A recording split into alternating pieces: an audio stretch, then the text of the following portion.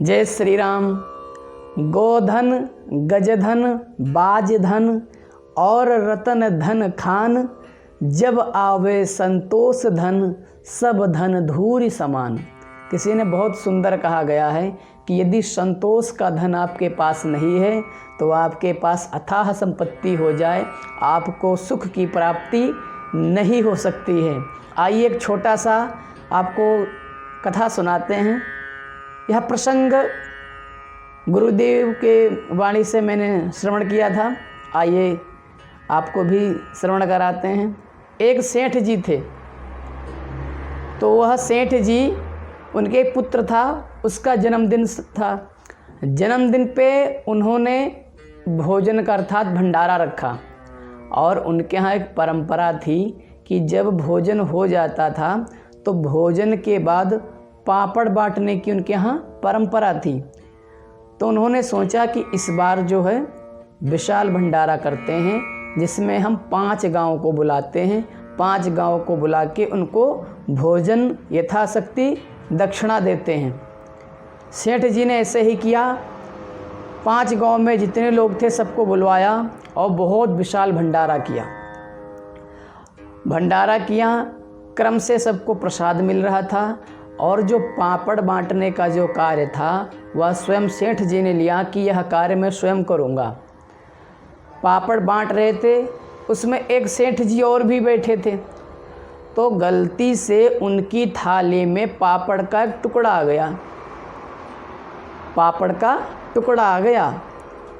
और जो सेठ जी बांट रहे थे उनको इतना ध्यान नहीं था कि किस में आधा जा रहा है, किसी में पूरा जा रहा है, वह तो बांट रहे थे। पर जिसके थाली में आधा टुकड़ा चला गया उनको लगा कि देखो इन्होंने मेरा अपमान किया है, क्यों, यह बड़े सेठ हैं इसलिए मुझे अपमानित किया है, घर बुलाकर मुझे अपमानित किया है, मैं भी इसका बदला लूँगा। ये वही वाली अगर यहाँ से जोड़ा जाए तो वही कथा का सारांश मिल रहा है महाभारत का, कि वहाँ भी कहा कि अंधे का पुत्र अंधा ना, वो अंधे के पुत्र वहाँ ना कहने से अंधा हो जाते, पर इतने में ही एक महाभारत का रोल हो गया। उसी प्रकार इनको लगा कि देखो मेरा यहाँ पे अपमान हुआ है, मैं भी ऐसे ही इससे विशाल भंडारा करूँगा, इनको बुलाऊँगा और इनको अपमानित करूँगा। उनने मन में ठान लिया और घर आ गए, विचार किया कि मैं उनसे बड़ा भंडारा कैसे करूं। तो उन्होंने क्या किया, अपनी आधी ज़मीन बेच दिया, एक पुराना घर था उसको बेच दिया और कुछ संपत्ति भी बेच दिया, उतने पैसे भी तो चाहिए। और इन सेठ ने उन सेठ से 2 गुना बड़ा भंडारा किया, अर्थात उन्होंने 5 गांव को बुलाया था, इन्होंने 11 गांव को बुलवाया, सबको बुलवाया, बहुत विशाल भंडारा किया और स्पेशल उन सेठ को ज़रूर बुलाया, कहा आप ज़रूर आए। उसी प्रकार जैसे वह सेठ पापड़ बांट रहे थे, ऐसे यह भी सेठ पापड़ अपने हाथ से बांट रहे हैं, सबको वितरण कर रहे हैं और मन में यही आ रहा है कि आज मेरा जो संकल्प था पूर्ण हो जाएगा।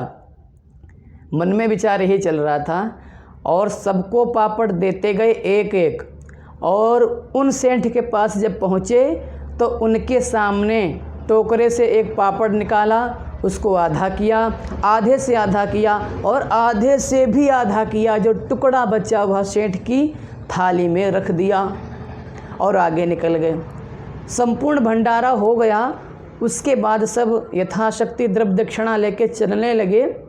तब सेठ ने उन सेठ को बुलाया और कहा, सेठ जी कैसा रहा भंडारा? कहा बहुत सुंदर रहा, हमने तो 5 गांव को ही बुला पाए थे, पर आपने जो मेरे मन में इच्छा रह गई थी कि कुछ लोग अभी बहुत बच रहे हैं, आपने वह इच्छा पूर्ण कर दिया, आपका बहुत बहुत आभार रहेगा। कहा आपको कुछ गलत नहीं लगा इसमें? कहा नहीं, कोई गलत नहीं, बहुत अच्छा हुआ। कहा ऐसा तो नहीं आपका अपमान हो गया हो? कहा नहीं, मेरा तो बहुत स्वागत हुआ है।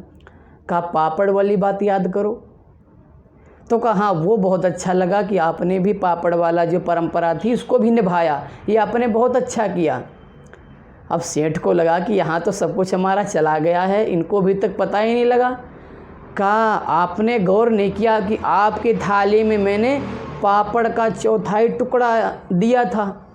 तो सेठ जी मुस्कुराए, कहा हे प्रभु आप कैसी बात करती हो, यह तो प्रभु का प्रसाद है। टुकड़ा क्या, उससे भी छोटा किंचित मात्र टुकड़ा मिल जाता, प्रभु का प्रसाद मिल गया, उससे बढ़कर कुछ नहीं है। और ना भी मिलता तो मैं हाथ जोड़ लेता, क्योंकि प्रभु के प्रसाद में आ गए, थोड़ा सा पान कर लिया, उसी से जीवन कल्याण हो गया। यह जब भाव सेठ ने सुना तो उसके आंखों से अश्रुधारा प्रवाहित हो गई। उसको लगा कि देखो यह होता है कि ईर्षा, इसलिए ईर्षा कभी नहीं करना चाहिए। और प्रसाद का अर्थ क्या है, प्रा से प्रभु, सा से साक्षात और दा से दर्शन, जिसमें प्रभु के साक्षात दर्शन हो जाएं वही प्रसाद है। बोलो हर हर महादेव। जय से श्री राधे श्याम।